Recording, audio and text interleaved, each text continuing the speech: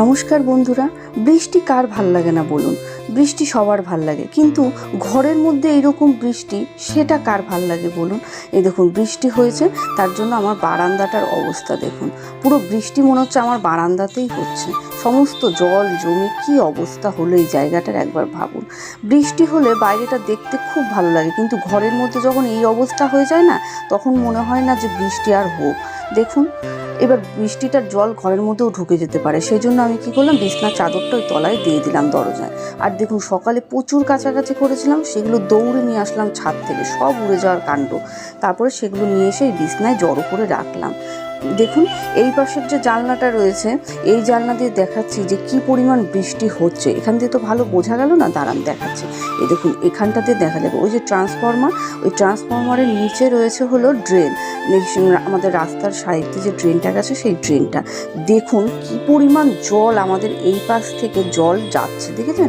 প্রচুর বৃষ্টি হচ্ছে, কিন্তু সেই বৃষ্টির জল অর্ধেকটাই আমার ঘরের মধ্যে। দেখুন রাস্তায় কিভাবে জল জমেছে, আর জলের স্রোতটা দেখুন কিভাবে জল বেগে যাচ্ছে। দেখুন ওই ট্রেনের মধ্যে জলগুলো যাচ্ছে, দেখছেন? জলের স্রোতটা দেখুন, মাটি ঠাটি সমস্ত নিয়ে যাচ্ছে।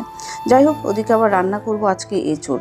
বৃষ্টি বসে বসে দেখলে তো আর হবে না, রান্নাটা তো করতেই হবে। আগে ছোটোবেলায় বৃষ্টি আসলে কি সুন্দর জানলার ধারে বসে বৃষ্টিটাকে উপভোগ করতাম। কোথায় গেছে সেই সব দিন, হারিয়ে কে জানে। আর এখন বৃষ্টি পড়ুক যাই পড়ুক, আগে রান্নার চিন্তা করতে হয়। এই যে চলে এলাম রান্না করতে। তা আজকে ভেবেছি একটু এঁচোড় করবো। এঁচোড়টা রয়েছে ঘরে, অর্ধেকটা করেছে আর অর্ধেকটা রয়েছে। বাবাই আবার সেজন্য চলে আসলো। এবার দেখুন এইটা নিয়ে আবার ও পালাচ্ছে, এটা নাকি ওর বন্ধু, নিয়ে ও এখন খেলা করবে। যা সবজি পাবে সেগুলোকে নিয়ে গিয়ে কী করবে, বিছানার মধ্যে শোয়াবে, ঘুম পাড়াবে, এই সব কাণ্ড করবে। তো এঁচোড়টাকে কেটে আমি সোজা একদম নুন আর হলুদের মধ্যে দিয়ে দিলাম। তাহলে কি হয়, এঁচোড়টা ভালো, বেশ কালারটাও ভালো হয়, আর আঠাটা একটু কম কম লাগে। দেখুন কি পরিমাণ আঠা, তাও একটু কমই ছিল, ফ্রিজে ছিল তো দুদিন। আমি আবার মশলাটা বেটে নিচ্ছি, কেন কি আমার মিক্সির ছোটো বাটিটা নষ্ট হয়ে গেছে। ওদিকে এঁচোড়টাকে সেদ্ধ বসিয়ে দিয়েছিলাম, এঁচোড়টা সেদ্ধ হয়ে গেছে। এবার এঁচোড়টাকে কড়াইয়ে বসিয়ে দিয়েছি, রান্না বসিয়ে দিলাম। রান্নাটা ফুটুক, ততক্ষণ আমি করে নিই অন্য কাজ। এই যে এঁচোড় ফুটেও গেছে, এঁচোড়টা রান্নাও হয়ে গেছে। বাসনগুলো সমস্ত যা ছিল সেইগুলো রান্নার পরে সমস্তটাই আমি ধুয়ে ফেললাম। কড়াইয়ে রান্নাও হয়ে গেছে, এবার এটা নামিয়ে ফেলেছি। এই দেখুন আমার এঁচোড় ভালোই হয়েছে মনে হয়। এবার সমস্ত জায়গা পরিষ্কার করে আসলাম ঘর মুছতে।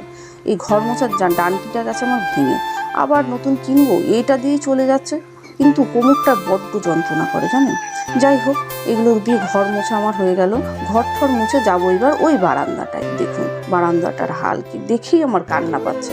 বলুন তো এগুলো এক্সট্রা খাটনি না? সংসারে সব কাজ করে দেখুন এইগুলো এখন আবার পরিষ্কার করতে হবে।